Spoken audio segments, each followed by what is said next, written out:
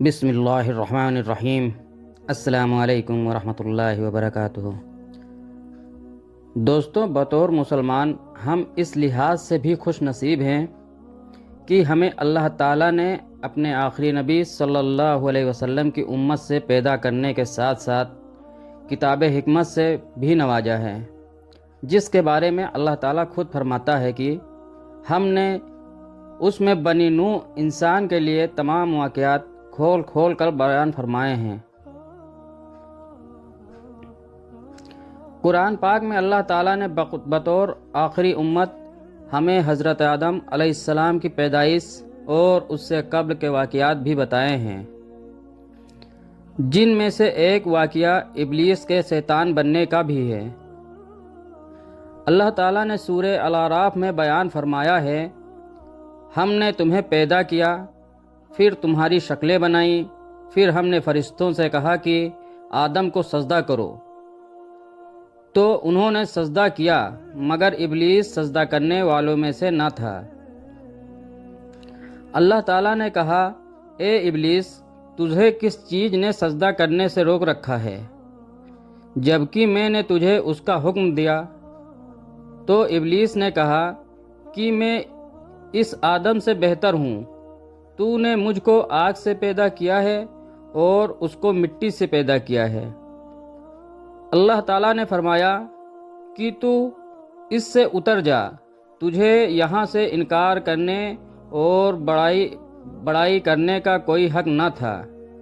پس نکل جا، تو بے شک تو ذلیلوں میں سے ہے۔ ابلیس نے کہا کہ مجھے مرنے کے بعد اٹھائے جانے کے دن تک مہلت دے دو، میں تیرے سیدھے راستے پر ان کی طاق میں بیٹھوں گا، پھر ان کے پاس، ان کے آگے سے اور ان کے پیچھے سے اور ان کی دائیں اور بائیں جانب سے آؤں گا،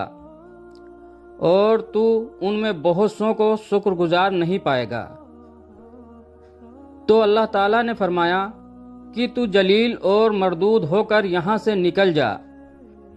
ان میں سے جو تیری راہ پر چلیں گے تو میں تم تمام سے جہنم کو بھر دوں گا۔ اس واقعے کے بعد اللہ تعالیٰ نے مسلمانوں کو ایک اور پیغام دیا ہے، جو کہ سورہ نساء میں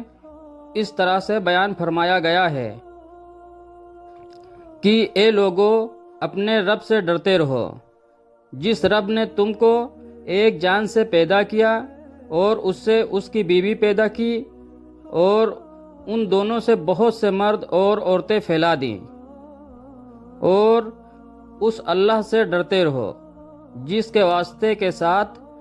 تم آپس میں ایک دوسرے سے سوال کرتے ہو، اور رشتے ناطے توڑنے سے بچو، اللہ تم پر نگہبان ہے۔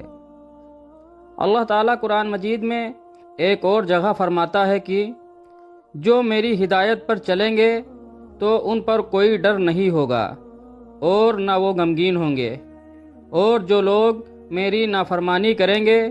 اور میری آیات کو جھٹلائیں گے وہ دوزخ میں ہمیشہ ہمیشہ کے لیے رہیں گے۔ جزاک